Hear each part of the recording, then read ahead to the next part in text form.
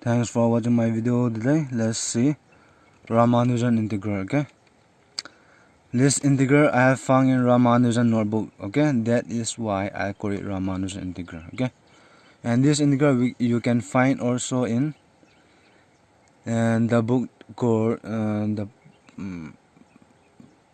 property or no table of integral product and sum. Okay, written by two mathematicians. Okay. So then is evaluate the integral from 0 to infinity x to the n minus 1 e to the negative x sin x dx. Okay. Solution. Let our integral to be I is equal to integral from 0 to infinity x to the n minus 1 e to the negative x sin x. Now make use of Euler identity. So e to the ix is cos x plus I sin x. So I is integral from 0 to infinity x to the n minus 1 e to the negative x. In place of sin, I'm going to keep e to the ix. Okay. And why we did this? In the last one when we are dealing with real part and imaginary part, then if you take out the real imaginary part, then you'll get this integral, right? Therefore this is integral from 0 to infinity x to the n minus 1. So e to the negative x e to the ix, taking negative x common, e to the negative 1 minus ix dx. Okay, now putting 1 minus ix equal to y, then you'll get 1 minus I dx is dy, and these limit are not change. Okay, so I is integral from 0 to infinity x is y over 1 minus I to the power n minus 1 e to the negative y. This one is y. Dy dx is dy upon 1 minus I here.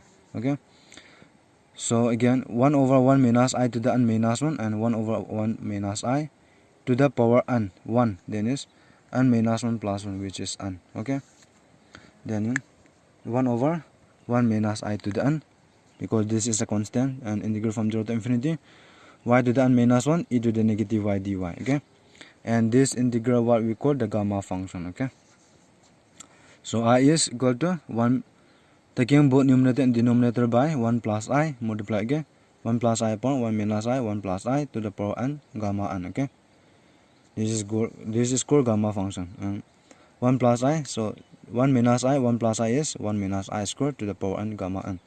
So 1 plus I to the power n upon I square is negative 1, right? So 1 minus negative 1. 1 minus negative 1 is 1 plus 1, which is 2. So 2. So it will be 1 plus I to the power n gamma n upon 2 to the n.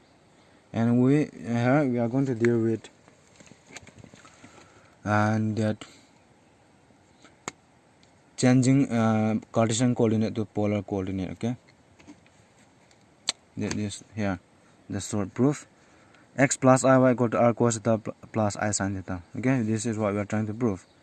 This is nothing but the Cartesian coordinate to the polar coordinate. Okay, so when we deal with geometry, we are going to draw the figure. Okay, first.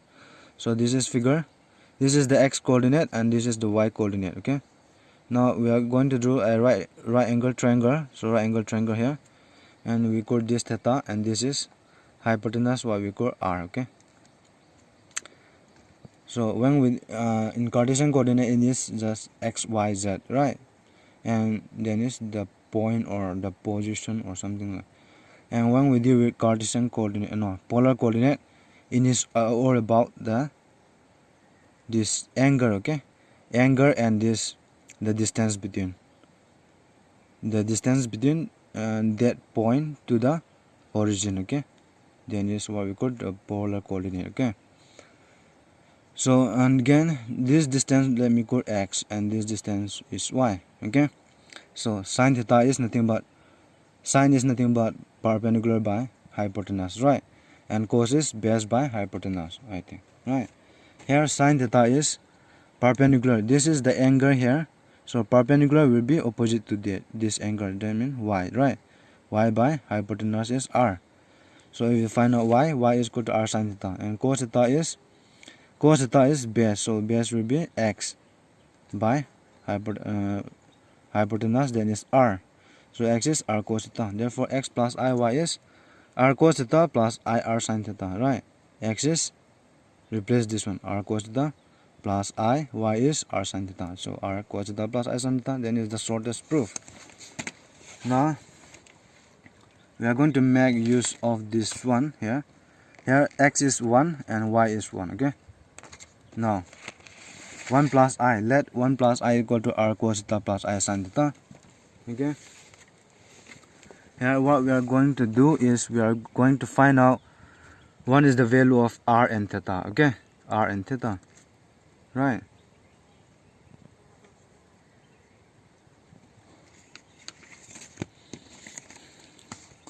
Example like here, x is 1 and y is 1, right? This is the y coordinate and this is the x coordinate. So here is, let's say 1, here is 1. So this will be the meeting point, right? So this one. So this is the meeting point. So this is nothing but 1, 1. Okay, this one. X is 1, y is 1, right? And what we are trying to find out, what is this r, the distance from the origin, and what is the angle. Okay, we are trying to find out here. So then is r cos theta plus I r sin theta.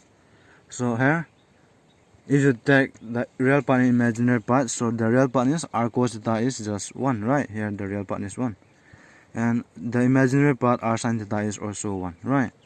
Therefore here, squaring and adding these two, then you get r square common, cos square theta plus sin square theta is equal to 1 square plus 1 square, then is 2, right? When is 2, therefore cos square theta plus sin square theta is just 1, right?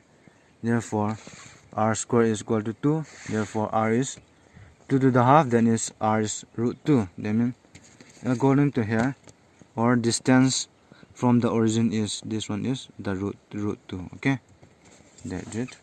Now finding out theta. So in order to find out theta, dividing this and this. Okay, r cos theta and r sin theta. So r sin theta by r cos theta is 1 over 1, right? Then it's 1 1 each. Now r cancel out, so sin by cos is tan equal to 1. So tan theta equal to 1, meaning theta will be pi over 4, right? So here we find out the angle. So the angle will be 45 degree, right? Now 1 plus I is equal to, now putting back here, 1 plus I equal to 1 is r and 1 is theta, putting back. Okay, r is root 2, right? So root 2 cos of, and theta will be pi by 4, right? Theta is pi by 4, right? Therefore 1 plus I to the power n. So when it raised to the power n, then you get 2 to the power n by 2, and cos pi by 4 plus I sin pi by 4 to the power n. Now using that, according to de Moivre's theorem, okay, de Moivre's theorem, then is cos theta plus I sin theta to the power n is cos n theta plus I sin n theta, right? This is de Moivre's theorem. De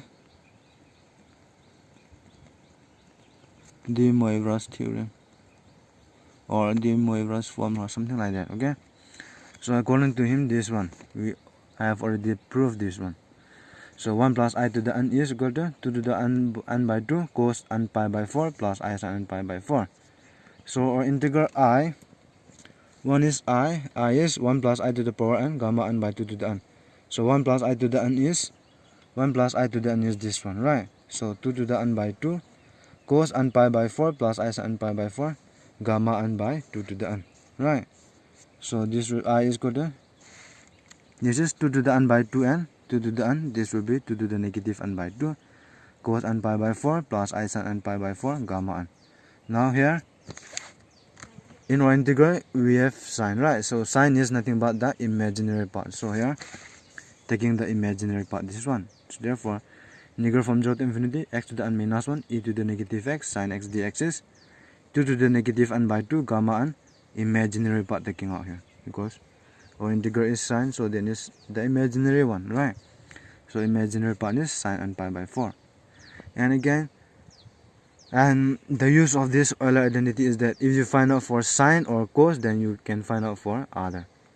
Here we find out for sine already here, so that means we can find out for cos also. That means integral from 0 to infinity x to the n minus 1 e to the negative x cos x dx is 2 to the negative n by 2 gamma n cos the real part n pi by 4.